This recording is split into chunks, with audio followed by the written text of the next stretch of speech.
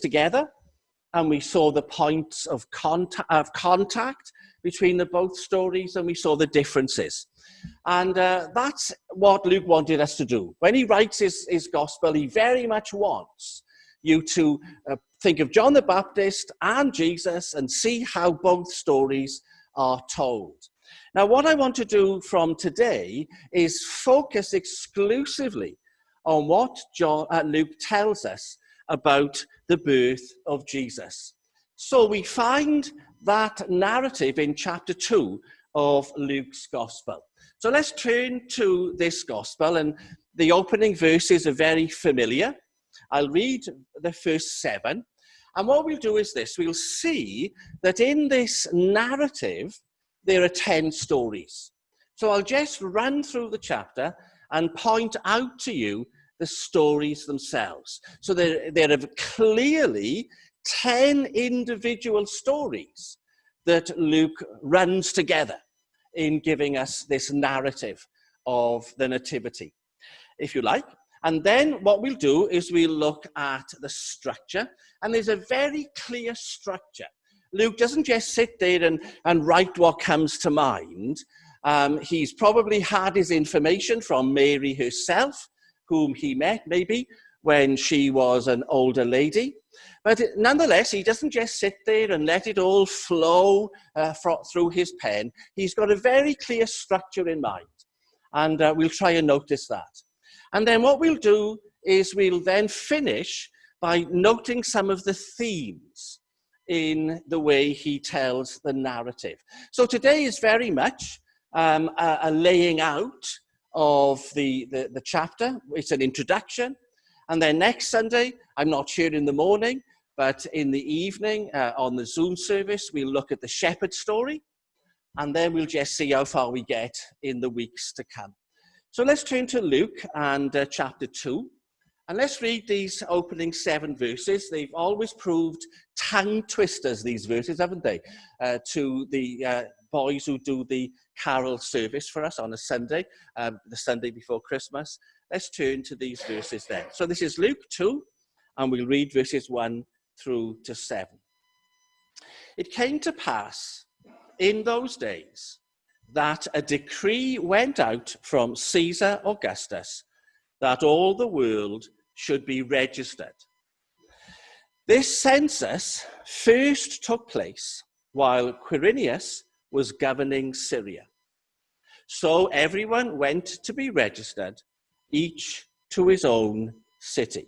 Now that's the first of the 10 stories. Then number 2 begins. Joseph also went up from Galilee, out of the city of Nazareth, into Judea, to the city of David, which is called Bethlehem, because he was of the house and lineage of David. And he went to be registered with Mary, his betrothed. And she was with child. And so it was that while they were there, the days were completed for her to be delivered. And she brought forth her firstborn son and wrapped him in swaddling cloths and laid him in a manger, because there was no room for them in the inn. Now that's story number 2. Then as you look down into the chapter, let me just lay out for you the remaining stories. Story number 3 runs from verse 8 as far as verse 20, and that's the story of the shepherds. And for many people, this is the main story of the 10. It's the longest, and it's got some of the most surprising details. And the key to making sense of the shepherd story is found in a phrase. It's a phrase that all of us know really well. I'll point that phrase out this morning, and I want you to spend the next week trying to discover where in the Old Testament this phrase comes from. Because the story of the shepherds has a very definite link to an Old Testament story. So verse 8, now they were in that region, or in that same country, shepherds living out in the fields, keeping watch over their flock by night. And the phrase is keeping watch by night. Now, where will you find that in the Old Testament? Keeping watch by night. And Luke is very clearly linking this shepherd story in that phrase to a very well-known Old Testament event. So that's story number 3. And then story number 4 is just one verse, is verse 21. When 8 days were completed for the circumcision of the child, his name was called Jesus, the name given by the angel before he was conceived in the womb. Now, in the whole of these 10 stories, we get the name Jesus twice. Here is the first occurrence. And then the last occurrence, the second occurrence really, is found in the very last verse. Verse 52, and Jesus increased in wisdom and stature and in favor with God and men. So story number 4 is verse 21. And then just take a note, story number 5, verses 22 to 24. And this is the story of Jesus being taken to the temple. Now, when the days of Mary's purification according to the law of Moses were completed, his parents brought him to Jerusalem to present him to the Lord. Now, that's story number 5. So we're halfway there. Story number 6 is quite a lengthy story, and it's known as Simeon's story. So it's verse 25 down to verse 35. Verse 25, behold, there was a man in Jerusalem whose name was Simeon. Simeon's story then is story number 6, and it's got a very clear link, Simeon's story, to the next, which is Anna's story. So what Luke wants us to do is he wants us to pair up Simeon and Anna and to look at their stories and to see what they have in common and what the differences are. So just take a look at story number 7. It's in Luke 2 and it's 36 to 38. Now there was one Anna, a prophetess, the daughter of Phanuel of the tribe of Asher. Now just notice how much detail he gives us. He wants to identify this woman for us very, very clearly. So that's story number 7, 36 to 38. And then we get story number 8, which again is very short, it's just 2 verses, and it's the return of the family to Nazareth. So when they had performed all things according to the law of the Lord, they returned to Galilee, to their own city of Nazareth. There's story number 8. We've 2 left, story number 9. It's quite a lengthy one, possibly the 3rd longest story of the 10. Verse 41, his parents went to Jerusalem every year at the feast of the Passover. And when he was 12 years old, they went up to Jerusalem according to the custom of the feast.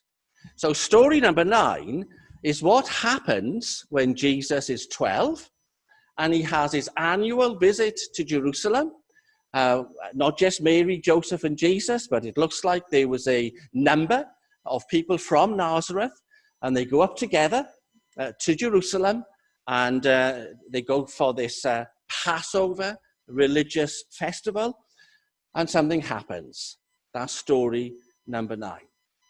And then the last of our stories, verse 51 and 52. This is the conclusion to the whole birth narrative. Verse 51. Then he, that's Jesus, went down with them and came to Nazareth and was subject to them. That's Mary and Joseph. But his mother kept all these things in her heart. And then we've already seen verse 52. Jesus increased in wisdom and stature and in favor with God and men. Now, can you see the 10 stories? They're very clearly marked out for us by Luke. And the first of them is just that introduction, the one with the names that are so hard to pronounce, the first 3 verses. And many people get hung up on those 3 verses. They try to pinpoint the exact moment when Augustus set out this decree for all the world to be registered. And there was this upheaval of people, great movements of people throughout the empire, each going to the place of their birth. And it seems to me that it's a waste of time to try and identify the exact historical moment. Luke is giving us detail, but what he wants us to have is the sense of upheaval, the sense of distress, the great human drama that's unfolding when Christ comes into our world. Now, we won't look at that story. What we'll do, as I've said, next week is we'll start with the shepherds. So I'm assuming that all of us are very familiar with story number 2, the events surrounding the actual birth. What Luke does for us in story number 2 is he starts to lay out the structure. And in terms of structure, we can say this. This whole narrative is a tale of 3 cities. And what Luke does is he gives us all this history around 3 cities. We start in the city of Nazareth. We then find a journey to Bethlehem. And from Bethlehem, we go to Jerusalem. And then from Jerusalem to Nazareth, from Nazareth to Jerusalem, and then back again to Nazareth. There is this idea of movement between these 3 cities. And that's key to hold in mind, that Luke structures everything around these 3 places. So Nazareth is the home. Bethlehem is the city of David, if you like, where David himself was born. So Jesus will be born in the same city as the great king. And then, of course, we have Jerusalem. Jerusalem with the temple, and how the temple symbolizes the presence of God amongst them. So there's this idea then of journeying around 3 cities. And that's the skeleton, if you wish, upon which Luke hangs the flesh of his story. And what I want you to see also in terms of the structure of this is that the central character is, well, what do you think? Who's the central character in the story? Now, it's easy to work out who isn't the central character. And of course, the person who isn't the central character is Joseph. So yet again, we see Joseph as somebody who's very much on the margins. Very little importance is attached to him. But who's the main character here? And of course, the answer to that is the main character is Mary. And the one whom Luke is interested in more than any other is Mary. And what I want you to notice in the structure of these 10 stories is he repeats a verse about Mary. So take a look at verse 19. So near to the beginning then of the narrative, Luke writes this: Mary kept all these things and pondered them in her heart. And then as you turn to the end of the 10 stories, you get it again in verse 51. He went down with them and came to Nazareth and was subject to them. But his mother kept all these things in her heart. Now, in a sense, those 2 verses are the key verses in all the 10 stories. Luke presents us with Mary, and he tells us something that he would have heard from her own lips. Mary would have told Luke that she had kept all these things and she had thought about them, not just at the time, but she had thought about them over the years. And you can well imagine Mary as an older woman and Luke, perhaps a fairly new convert, interviewing her about the events surrounding the birth of Jesus. And she tells him what she has kept in her heart all these years. And so what Luke is particularly interested in is the heart of Mary. What Mary thinks and feels and ponders and dwells on and remembers. So this whole story, if you like, the whole 10, hangs around Mary's heart.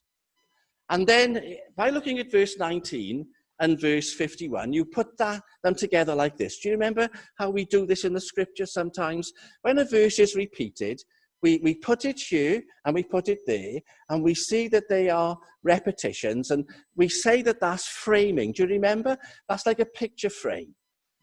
And so what's in the middle? Well, what's in the middle is another verse about Mary's heart. Do you know it? In the Simeon story, when Simeon holds the baby, he says this, verse 35, and he says it to Mary. Verse 35, a sword will pierce your own heart also. So what Luke is doing is he's telling us in these birth stories that this is a story about a mother who will have a broken heart. What will happen to her son will break her heart. And that is crucial in the stories Luke has for us. So the structure then is around 3 cities, and it's around Mary, and it's around particularly Mary's heart, the heart of a mother. Well, that's the structure. Let's finish up for today by looking at some of the themes. And what we have are a number of themes that run through this whole 10 stories. And the first theme I want you to notice, I've already hinted at it, it's the theme of journey. And in a sense, journey is the most important theme that you'll have in all 10 stories. So we begin with a journey, and it's the journey of Mary and Joseph from Nazareth to Bethlehem. And then when you go down into the other stories, you have an angelic journey. You have the journey of the angel from heaven to where the shepherds are. And then what happens is the angels journey back to heaven. And the language that you'll see in the shepherd story is the language of journey. They come down and then they go back up. And then, of course, as you look at the shepherds have their own journey, don't they? They journey from the countryside where they are at night, and they journey down into Bethlehem. And then from Bethlehem, they journey back through the town itself, back up into the countryside. And as you just look down the stories, can you see how many journeys there are? There's the family journeying from Bethlehem to Jerusalem when Jesus is 8 days, so that he might be circumcised. And in Jerusalem, you then have the journey of Simeon. And of course, Simeon's journey is the most interesting of all the journeys, because Simeon comes into the temple. So you have this journey of him coming into the temple, and then his opening words, Lord, you are now letting your servant depart in peace. Simeon is now ready for his final journey. He will journey from the temple to heaven. And then as you go down to Anna's story, she also is on a journey, because what we are told about her is that she comes into the temple. She walks in upon the scene of Simeon holding the baby. She has a journey. And then look at the next story, number 8. They go back to Nazareth. So there they go again, journeying again, until you get the most complex of all the journey stories. And that's story number 10. And I'd like us to look at this story in more detail. I don't know when, but story number 9. The story of the family journeying to Jerusalem. It's the most complex of the journey stories.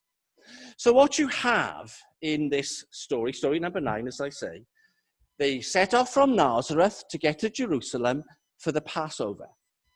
And then once the Passover is over, they go back to Nazareth. And they go on a day's journey. That's what Luke tells us.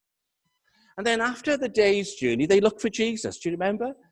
They thought he might have been among the relatives and friends. And he's not there. So then they journey back to Jerusalem, another day's journey. And when they get to Jerusalem, they can't find him straight away. So they seek for him diligently.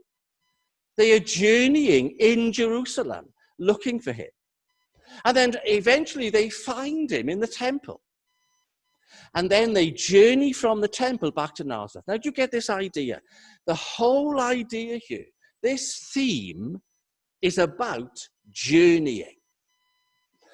And I want to ask you a second thing. I don't think perhaps a preacher should answer all your questions, but let me just put one out for you, a second one. What do all these journeys have in common? What is Luke weaving together for us as we just notice what is going on here, how every character is on a journey, even the angels themselves? What does he want you to notice once you've realized there is this journey motif? So let me help you out a bit. Every journey consists of 2 parts. There is the going from, to, and then there's the back again. So notice that in each one, and see then what is in common with them all. Who, if you like, and I'm really helping you out now, who is at the center of each journey? And then realizing that, what do you take from that? What's the relevance of this for us as we think of this whole theme of journeying that you see in these 10 stories? So, theme of journey. Second theme I want you to notice is the theme of amazement. And there are several verses that stress this idea of marveling, of wondering, of being thrilled, or of being amazed. So I've got to try and swap between glasses and normal vision here, so bear with me. Let's look at this theme of amazement and how it runs through the story. Start off, if you will, at verse 18. So verse 18 is the first reference that I can see to the idea of amazement. And here we have the people of Bethlehem amazed by what the shepherds tell them. Verse 18. And all those who heard it were amazed at the things which were told them by the shepherds. There's marveling. Now go down to verse 33. And what we see in verse 33, that this time it's Mary and Joseph's turn to be amazed. And they are amazed by the words of Simeon. So take a look at verse 33. Joseph and his mother were amazed at those things which were spoken about him. Verse 33. And then there's 2 more references to being amazed. And we see it in verses 47 and 48. So take a look at those 2 verses with me, if you will. 47 and 48. So here we have Jesus, 12 years old, at the temple. And he's been listening to all the teachers and the leaders as they discuss religious matters together. And in verse 47, we read this. And all who heard him were astonished amazed, marveled at his understanding and his answers. Now, this is no coincidence that we keep having this theme running throughout of amazement, astonishment. And it's astonishment at the person of Jesus. And then finally, verse 48. So when they, that's his parents, when they saw him, they were astonished. And his mother said to him, "Son, why have you done this to us? Look, your father and I have sought you anxiously." So there's these references to being amazed. And what Luke wants all of us to be is amazed, astonished.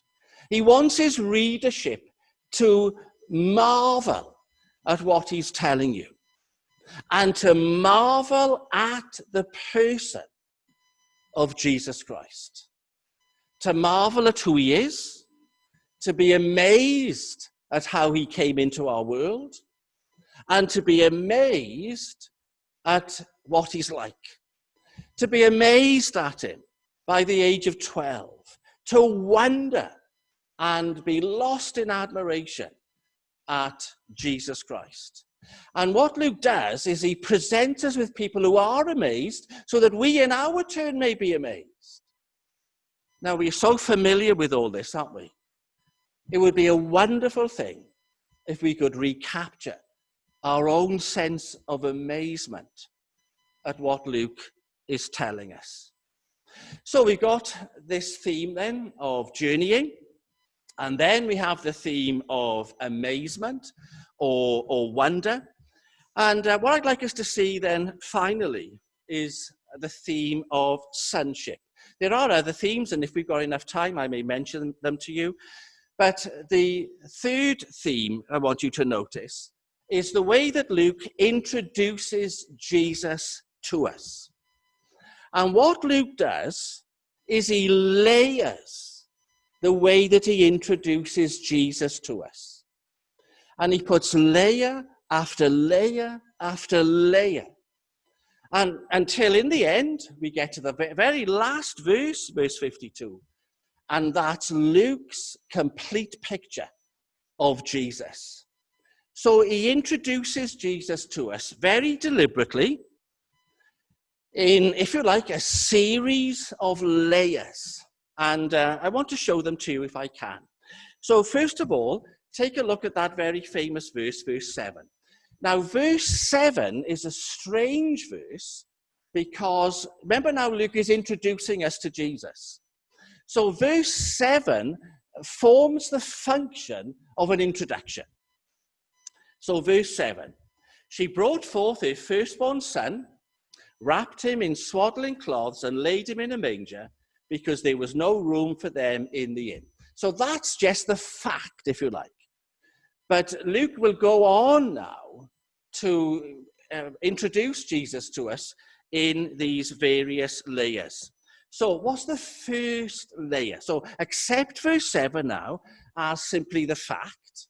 What's the first layer Luke provides us with? Well, you see it in verse 11.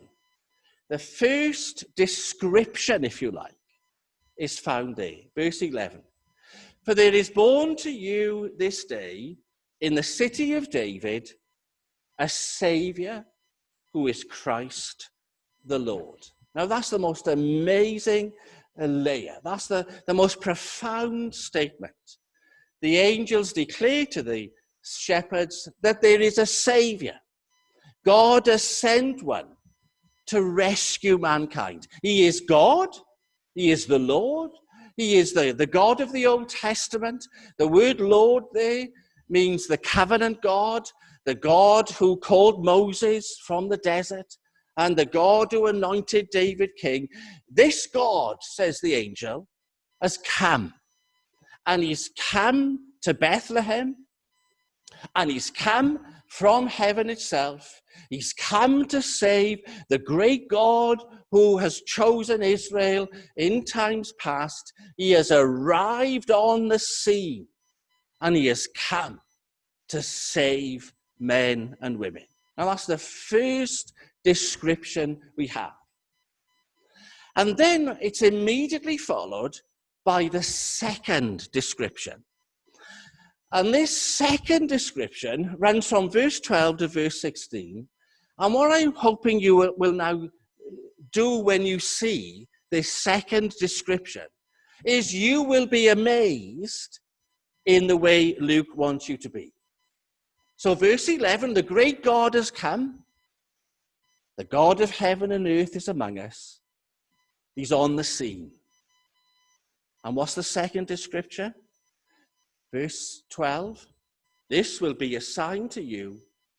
You will find a baby. The great God who has come is a baby. The God who thundered on Mount Sinai, who gave the 10 Commandments to Moses, who destroyed Pharaoh in the Red Sea, who sent the plagues. This God has come, and he's a baby. And he's in a manger. And he's got little strips of cloth to keep him warm as a newborn child. Now, can you see the sense of amazement that Luke is building up for us? He's a baby. And you wonder, don't you, about that the Christ, the Lord, the God of heaven, is a baby. Verses 12 through to 16. And then what I want you to notice is that from verse 17 to verse 40, Luke continues to build the picture of Jesus. He's the great God of heaven, and he's a baby. And then Luke tells us that he's a child. So we have the Greek word for child from verse 17 onwards. Look at verse 17. The shepherds, when they had seen him, they made wildly known the saying which was told them concerning this child. Luke isn't using the Greek word for baby now. He starts to use the word child. And in the stories that follow, all the way down to verse 40, so from story 3 to story 8, Luke tells the story of a child. So we've gone from God, the Lord of all, the Savior of all, to baby, to child. And then from verse 41, what do we get? I'll take a look at verse 41. And from verse 41 down into verse 47, we have the idea of boy. So we've got baby, then we've got child, then we've got boy. So verse 41, we have the whole idea of boy. Verse 43. When they had finished the days, as they returned, the boy Jesus lingered behind in Jerusalem. Now, all of this is deliberate. Why does he use the word baby and then child in the same story, the shepherd story? Why does he go from child to boy? It's not just age. It's not just because he's 12, still a child. Why does Luke do this? And he's giving you this idea that the God of heaven and earth, the God who thundered with thick cloud and lightning and the sound of a trumpet on Mount Sinai, the God who terrorized a nation as they gathered around the base of Mount Sinai, who were so terrorized by the sight that they hid in fear. This God becomes a baby. He takes our nature, and just like us, he grows.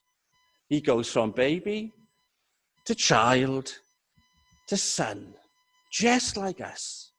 Christ the Lord, the God of heaven and earth, takes human nature, and it's our nature, a nature just like us.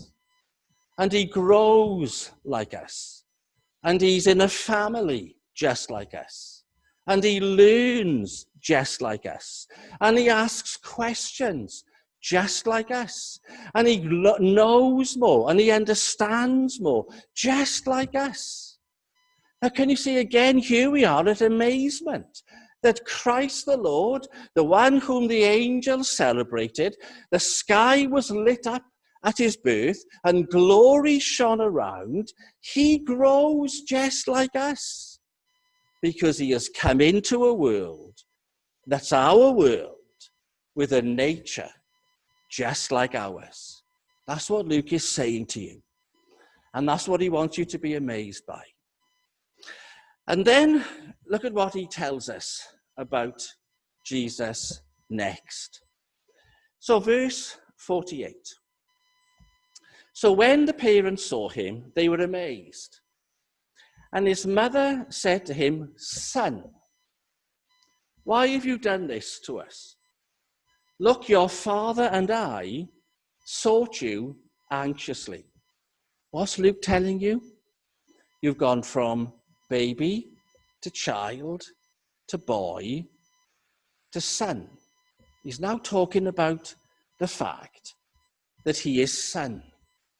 If you look again at verse 48, Mary says, "Son, why have you done this?" In the Greek, she actually says child. But why have the translators given us the word son? Well, they've done so because they know what Luke is doing here. Luke is building his picture of Jesus by finally focusing on the fact that he is a son. He's told us that in verse 7, and he comes back to it in verse 48. He is a son. He's the son of Mary and Joseph. And as the son of Mary and Joseph, there are certain expectations that he has. His parents expect certain things of him. So just like any son, he's got a mum and dad who worry about him. Just like any son, he has a mum and dad who sometimes don't understand him. And like any son, he has a mum and dad who get very anxious about him because they lose him. He's gone. He's moved on. He's grown up. He's going to fly the nest. He's got other things to do. Like any son, his time is up in the family home. And what Luke is doing here, he's telling you that Jesus, Christ the Lord, the great God, took our nature, became part of a family. And like any family, he knows all the joys and the sorrows of family life. He's made his parents anxious, not intentionally, but there's this shift. This moment in the story is the shift where the son is going to be concerned about a different father. Not Joseph now, but a different father. What did that feel like for Joseph? His mother's doing all the speaking. And very often in family life, that's what it's like, isn't it? The mothers do all the talking. So the dad is silent. And sometimes dads, we are a bit silent in the family life. Mum does all the talking. But what do you think of Joseph as he hears his son say this? "Why did you seek me? Do you not know that I must be about my father's business?" That's not Joseph. Jesus isn't about Joseph's business, is he? There's a different father here. And so Luke is very carefully showing you what that would have meant for Joseph, his son who was never his son who he only had for a while. This son is moving on. And the question becomes, doesn't it, whose son? Whose son then? We had the firstborn son in verse 7. And now as this story begins to come to an end, whose son are we dealing with here? And it's the Son of God. And that's what Luke leaves us with. He leaves us with the great God of the Old Testament, God of Abraham, Isaac, and Jacob has come, and he's come as a baby, and he's grown amongst us like every one of us, like any other human being. He's grown. He's been part of a family. But overriding all of this is the fact that he is the Son of God.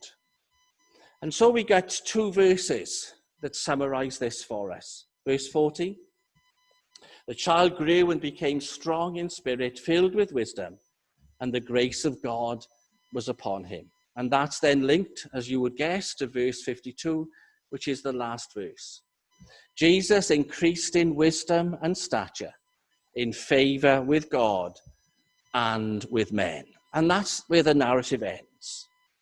God and man in one person, Son of God, the Son of Mary and Joseph, the one whom God has given grace to.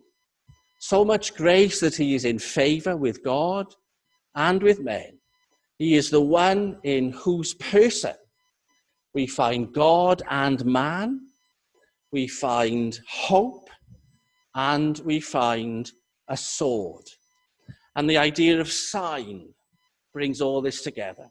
This will be a sign to you, says the angels to the shepherds. And then Simeon says to Mary and Joseph, this will be a sign to you. He will be there for the rising and the falling of many. So what Luke has done, by the time we get to verse 52, is he set the path for the whole of the gospel. Here is the Son of God among us, and he begins in favor with God and men. He's going to fall out of favor with men. And when he falls out of favor with men, he will be set for the rise and the fall of many. When he falls out of favor with men, a sword will pierce him and his mother's heart. But he will never fall out of favor with God, because he is God, and he's been sent by God. And he's come to do the will of God. And he's come to bring the good news from God.